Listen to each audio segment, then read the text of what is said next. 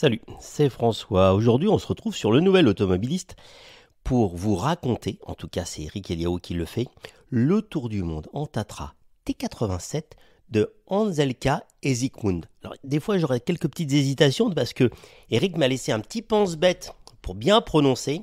Alors, je vais essayer de m'appliquer pour quelques noms pratiques.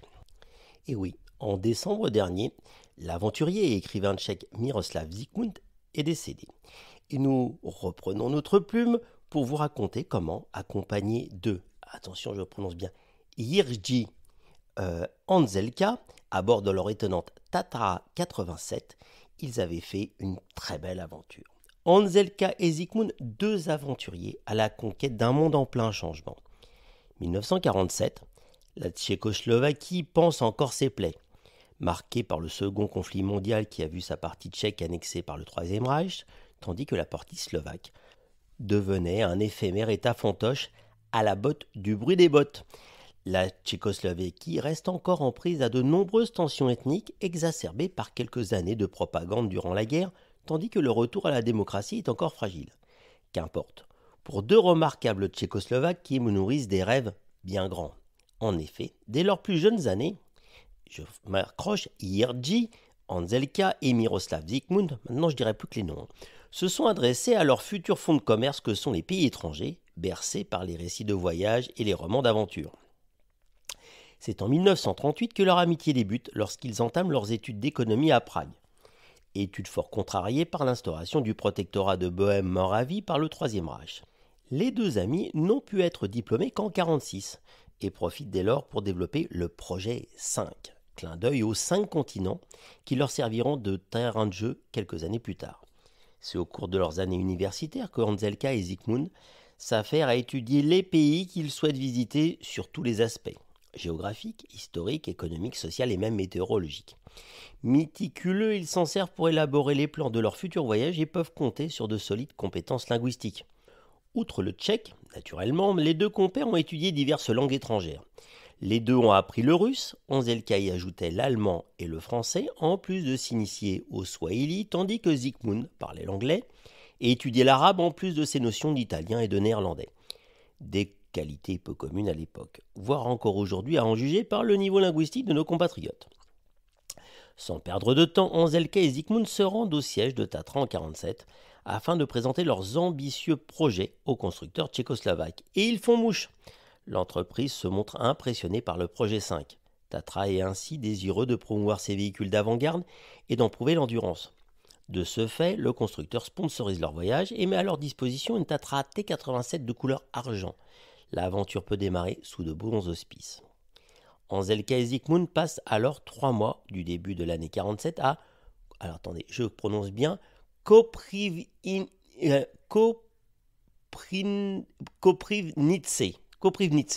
J'y suis quand même arrivé. Et donc, ils arrivent dans cette belle ville, au siège de Tatra, afin de maîtriser la Tatra 87 et devenir de fins mécaniciens. Un mot sur le véhicule, absolument innovant pour son époque. La Tatra 87, ou 87 tout court, le T étant déjà là pour Tatra, est une version fortement modernisée de la Tatra 77 lancée en 1934, un des premiers véhicules aérodynamiques au monde. Lancé 2 ans après, en 1936, si jamais vous avez un peu lâché l'affaire, la 87 reprend la formule de grande berline aérodynamique à moteur V8 3 litres en porte-à-faux arrière. Notez au passage l'empennage arrière digne d'un avion. La puissance est cette fois portée à 85 chevaux, tandis que la transmission est toujours assurée par une boîte méca à 4 rapports. Conçue par Hans Lewinka et dessinée par Paul Jarret, la 87 se payait le luxe d'avoir un CX de 0,36, soit autant qu'une Clio 2 ou que la première Mini de l'ère BMW. La 87 s'offrait ainsi une vitesse de pointe de 160 km/h à une époque où Citroën n'a jamais réussi à accrocher les 140 avec une traction 15.6. Et les Allemands ne s'y trompent pas, de nombreux hauts gradés nazis, à l'image de Rommel ou Henkel, succombent à cette 87 et d'autres succombent à son volant, incapables de la maîtriser à haute vitesse. Certains plaisantent en disant que cette Tatra a fait plus de dégâts chez l'occupant que la résistante tchécoslovaque. Des noms plus prestigieux ont également possédé une 87 à l'image de Felix Wankel, l'inventeur du moteur à piston rotatif, ou de Jay Leno. Que n'a-t-il pas possédé en tant que véhicule un peu bizarre. Retour à notre duo d'aventuriers. Nous voici il y a précisément 75 ans, en avril 47, et le tandem Hanzelka et Zygmunt s'élance pour son premier périple autour du monde, jusqu'en novembre 50. Au programme, la traversée de 44 pays, de la côte nord de l'Afrique jusqu'au Mexique, parcourant un total de 111 000 km à bord de leur vaillante et originale Tatra 87. Durant leur traversée, ils envoyaient des scripts racontant leur périple et lus par 2 acteurs à la radio tchécoslovaque. Mais à leur retour, le pays avait malheureusement changé. Le coup de Prague a placé la Tchécoslovaquie sous le joug communiste complet, dont le pays ne sortit qu'en 89. Malgré cela, les 2 aventuriers n'étaient pas inquiétés par le pouvoir, leur publication n'étant pas considérée comme politique.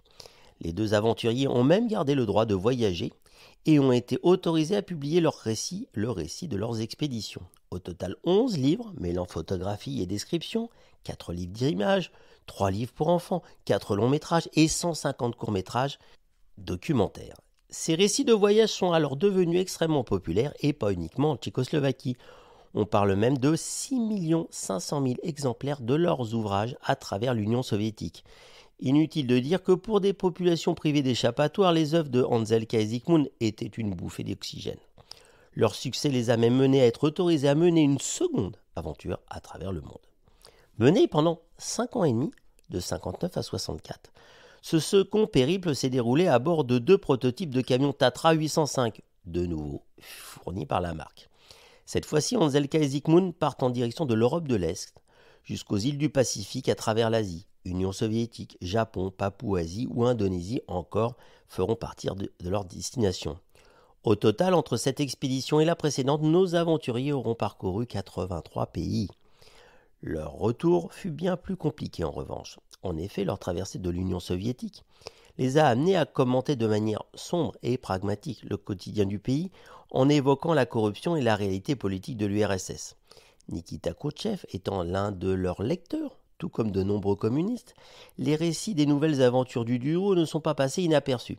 C'est à partir de là qu'ils n'étaient plus en odeur de sainteté pour le régime tchécoslovaque.